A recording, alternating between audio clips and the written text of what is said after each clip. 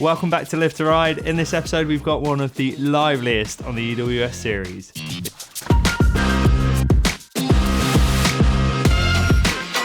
And I ride.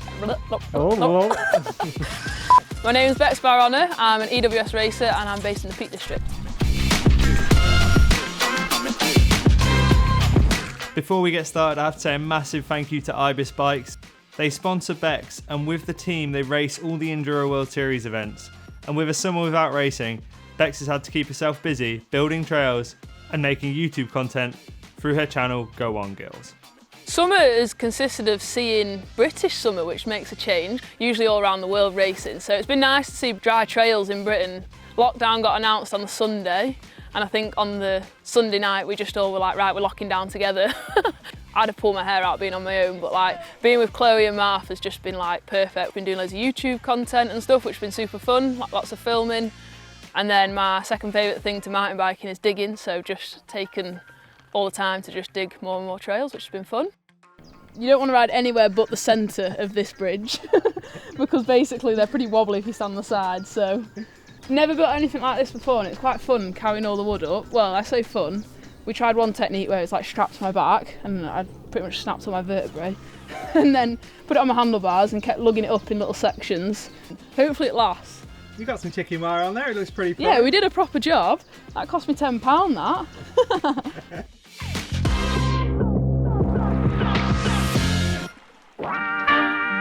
I burnt his little eyes, so he ended up having little eyebrows. So I accidentally burnt, I don't know which bit, but I was like, oh, I'm gonna have to turn them to eyebrows. But like finishing trails off with a little sign. And I've just added on there no Strava because I figure that's how a lot of people find all the trails. And yeah, I kind of build it for myself, my friends and locals.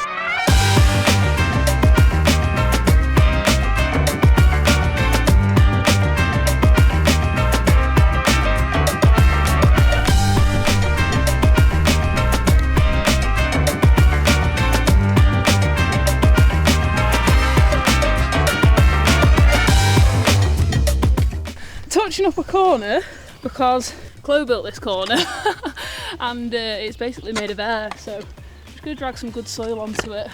How long does it take to build these tracks then? This one, because it was roading, actually literally one day, about 8 hours.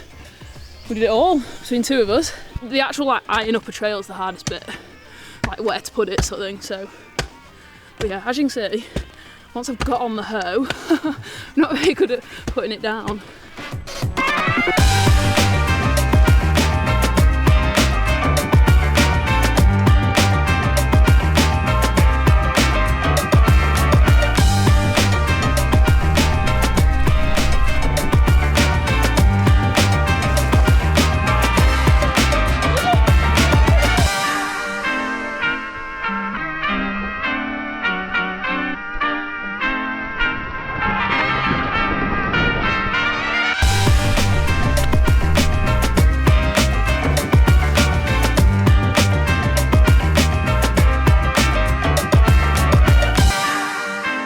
Figured out you could roll into it and then like hop your way out of it, so definitely not Danny Mac, but trying.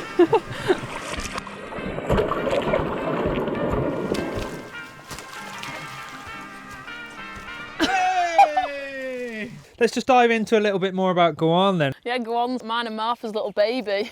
There's no race result that comes close to how like proud I feel of like Gowaan. That probably sounds pretty deep, but we've like set up a little company that like essentially is getting other people riding bikes and like not specifically trying to aim at women, but because we're both women, like it just makes other people think, oh, I can go and do that too, which is just mint. We bumped into Chloe, actually completely unplanned, and she's building, so I've just come to supervise. No, you've come to take over. No, I ain't come to take over, I just can't help it. She'll not ride again now. As soon as she hits clay as well, you have to be like, Bex, that's enough now. Stop with the digging, and then 10 minutes later she's still there digging a massive hole. Gonna have a little play on the corners she's rebuilt, and hopefully by the time I've hit them a few times she's built the next turn.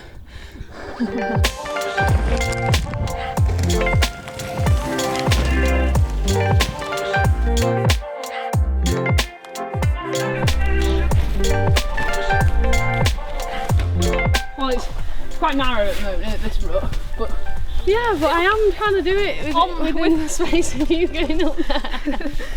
Oh, hurry up! This trail was just before we went into lockdown. Me, Martha and Chloe just rode in a new little trail and then dug it a little bit. It's super loamy but steep, which is like mint because you get some speed that you don't really want and you can't really scrub it off, so you just sort of ride a bit frantic, which is fun.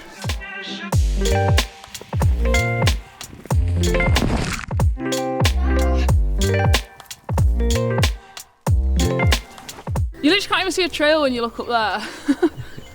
Luckily I know where I'm going.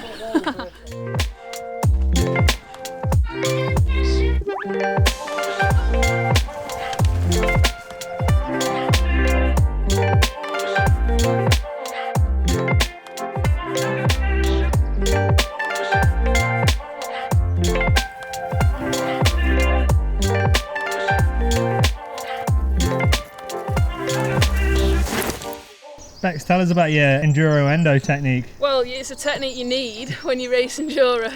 I love front wheel, Martha loves back wheel. I literally go out and build corners specifically now to do endos round.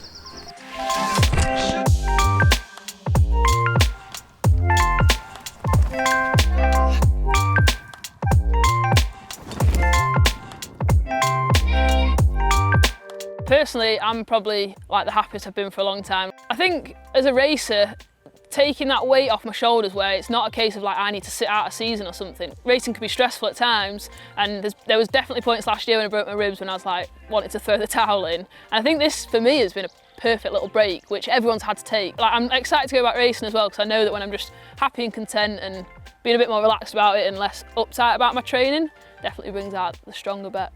I think that's us done on Bex's episode. Awesome, it's a whap. It's a whap. If you're not already subscribed to Live to Ride, you should definitely do it now.